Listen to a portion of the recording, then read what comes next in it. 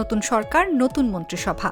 কিন্তু জানেন কি, একজন মন্ত্রী বা প্রতিমন্ত্রী মাসে ঠিক কত বেতন পান, আর বেতনের বাইরে কি কি সুযোগ সুবিধা ভোগ করেন তারা? ক্ষমতার সঙ্গে দায়িত্ব যেমন বাড়ে, তেমনি বাড়ে রাষ্ট্রীয় সুযোগ সুবিধাও। নতুন দায়িত্ব গ্রহণের এই মুহূর্তে তাদের বেতন ভাতা ও অন্যান্য সুযোগ সুবিধা নিয়ে জনমনে তৈরি হয়েছে ব্যাপক কৌতূহল।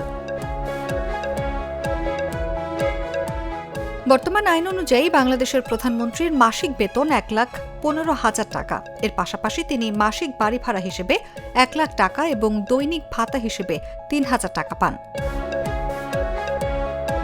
প্রধানমন্ত্রীর জন্য একটি সরকারি বাসভবন বরাদ্দ থাকে, যার আসবাবপত্র, রক্ষণাবেক্ষণ, বিদ্যুৎ, গ্যাস, পানি ও অন্যান্য সব ব্যয় রাষ্ট্র বহন করে।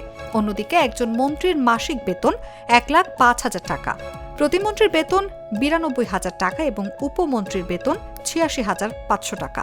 গুরুত্বপূর্ণ বিষয় হল, এই বেতনের উপর তাদের কোনো আয়কর দিতে হয় না। বেতনের বাইরে মন্ত্রী, প্রতিমন্ত্রী ও উপমন্ত্রীরা দৈনিক ভাতা, নিয়ামক ভাতা এবং কয়েক লাখ টাকার স্বেচ্ছাধীন তহবিল পান, যা তারা দায়িত্ব পালনের বিভিন্ন প্রয়োজনে ব্যবহার করতে পারেন। এছাড়া সরকারি খরচে গাড়ি, চালক, জ্বালানি এবং প্রয়োজন অনুযায়ী অতিরিক্ত গাড়ির সুবিধাও দেওয়া হয়।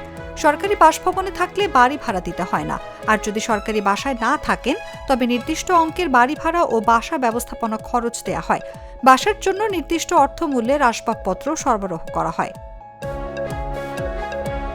এছাড়া তারা সরকারি খরচে দেশ ও বিদেশ ভ্রমণ, নিরাপত্তা প্রহরী, ব্যক্তিগত সহকারী, একান্ত সচিব, সহকারী কর্মচারী এবং গৃহ পরিচারিকা সহ প্রয়োজনীয় জনবল পান। তাদের যাতায়াত, সরকারি কাজ এবং পারিবারিক কিছু ভ্রমণ ব্যয়ও রাষ্ট্র বহন করে। একই সঙ্গে যারা সংসদ সদস্য হিসেবেও নির্বাচিত হয়েছেন, তারা সংসদ সদস্য হিসেবে প্রাপ্য অতিরিক্ত ভাতা ও সুযোগ সুবিধাও পাবেন। সব মিলিয়ে নতুন মন্ত্রিসভার সদস্যদের জন্য রয়েছে সম্মানজনক বেতন এবং বিস্তৃত রাষ্ট্রীয় সুবিধা।